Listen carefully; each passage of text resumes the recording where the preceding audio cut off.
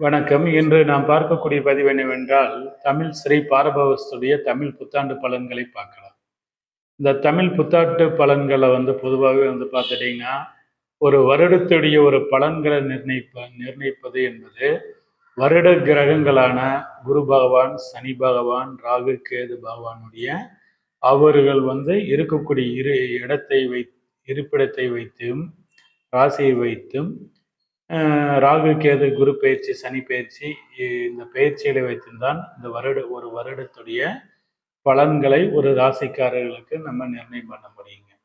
அப்படி பார்த்துட்டீங்கன்னா, இப்ப நம்ம பார்க்கறது ரிஷப ராசிக்காரர் அன்பர்களுக்கு. இந்த ரிஷப ராசிக்காரர்களுக்கு பார்த்துட்டீங்கன்னா முதல்ல குரு பகவானை பார்க்கலாங்க.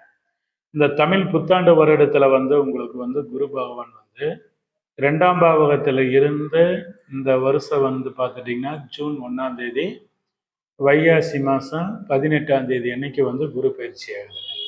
அப்போ இந்த குரு பயிற்சியில் உங்களுக்கு 2ஆம் இடத்துல இருக்கிற குரு 3ஆம் இடத்துல மறைகிறது.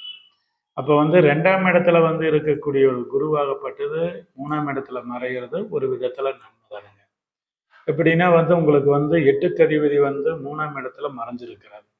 கெட்டவன் கெட்டிடில் கெட்டிடும் ராஜயோகம் அப்படிங்கிற ஒரு பழமொழிக்கேற்ப இந்த குரு பயிற்சியாகப்பட்டது 8க்கு அதிபதி உங்களுக்கு 3ஆம் இடத்துல மறைகிறதுனால ஒரு விபரீத ராஜயோகங்கள், மண்மனை, பொன்பொருள், ஆடை, அபகரணங்கள், சொத்து சுகங்கள், எதிர்பார்க்கக்கூடிய காரியங்கள்ல வெற்றி அடையக்கூடிய ஒரு ஆண்டாகத்தான் இந்த வருஷம் இந்த குரு பயிற்சியினால நடக்க போகுதுங்க.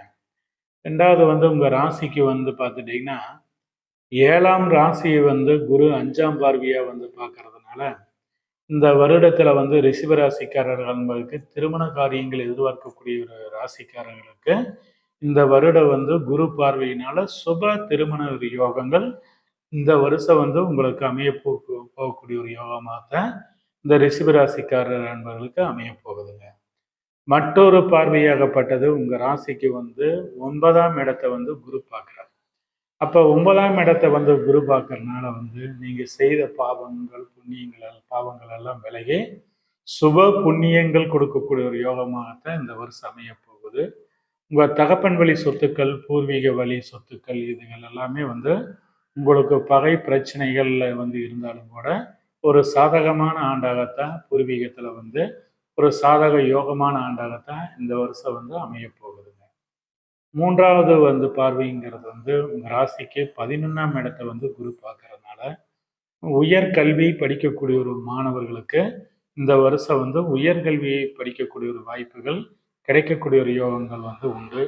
அறிவியல் ஆராய்ச்சிகள், வெவ்வேறு ஆராய்ச்சிகளில் ஈடுபடக்கூடிய ஒரு ராசிக்காரர்களுக்கு இந்த வருஷம் அவர்களுடைய லட்சியத்தை நிறைவேற்றக்கூடிய ஒரு யோகமாகத்தான் இந்த குரு பகவானாகப்பட்டது இந்த வருடம் முழுவதும் உங்களுக்கு நன்மையை செய்யக்கூடிய ஒரு யோகமாகத்தான் ரிஷபராசிக்காரர்களுக்கு அன்பர்களுக்கு அமைய போகுதுங்க.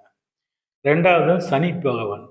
இந்த சனி பகவான் போன ஒரு வருஷமாவே 10ஆம் இடத்துல சனி பகவான் இருந்துச்சு உங்க ராசிக்குங்க. அப்ப 10ஆம் இடத்துல சனி பகவான் இருக்கிறது ஒரு வேலை வாய்ப்பு, தொழில் இதுல எல்லாம் சில முடக்கங்கள் உண்டு பண்ணக்கூடிய நேரமெல்லாம் இருந்திருக்கோன்னா இந்த சனி பயிற்சியாகப்பட்டது இந்த வருடம் இந்த சித்திரை மாசத்தை ஸ்ரீ பாரப வருஷ புத்தாண்டு வருஷத்துக்கு முன்னாடி மாசமே உங்களுக்கு சனி பயிற்சி ஆனதுனால உங்களுக்கு 10ல் இருந்த சனி பகவான் போன 2 வருஷமாவே இருந்த தொழில் முடக்கங்கள், வேலை வாய்ப்புகளை எதிர்பார்த்த பதவி உயர்வுகள் இதெல்லாம் தடை வரக்கூடிய சூழ்நிலையெல்லாம் இருந்து எல்லாமே இப்போ இந்த வருஷத்துல விலகுதுங்க. இந்த தமிழ் புத்தாண்டு வருஷத்துல லாபச்சனி அப்படிங்கிற இடத்துல பார்க்கும்போது உங்களுக்கு பதவி உயர்வுகள், சம்பள உயர்வுகள் இதை தேடித்தரக்கூடிய ஒரு ஆண்டாகத்தான் இந்த வருடமாகப்பட்டது ரிஷபராசிக்காரர் அன்பர்களுக்கு அமையக்கூடிய ஒரு யோகமாகத்தான் இருக்குதுங்க.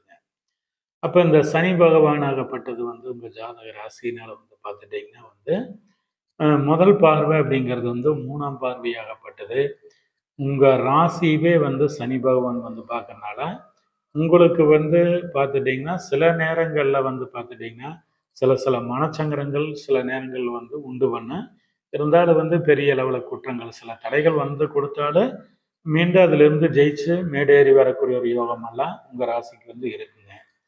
7ஆம் பார்வையாகப்பட்டது உங்கள் ராசிக்கு 5ஆம் பார்வை புத்திரஸ்தானத்தை பூர்வீக ஸ்தானத்தை பார்க்கறதுனால உங்களுடைய குழந்தைகளுடைய ஒரு கல்வி நிலைகளில் சில தடைகளும் ஒரு மதிப்பெண்கள் குறைவுகள் உண்டு பண்ணக்கூடிய சூழ்நிலை எல்லாம் இருக்கு.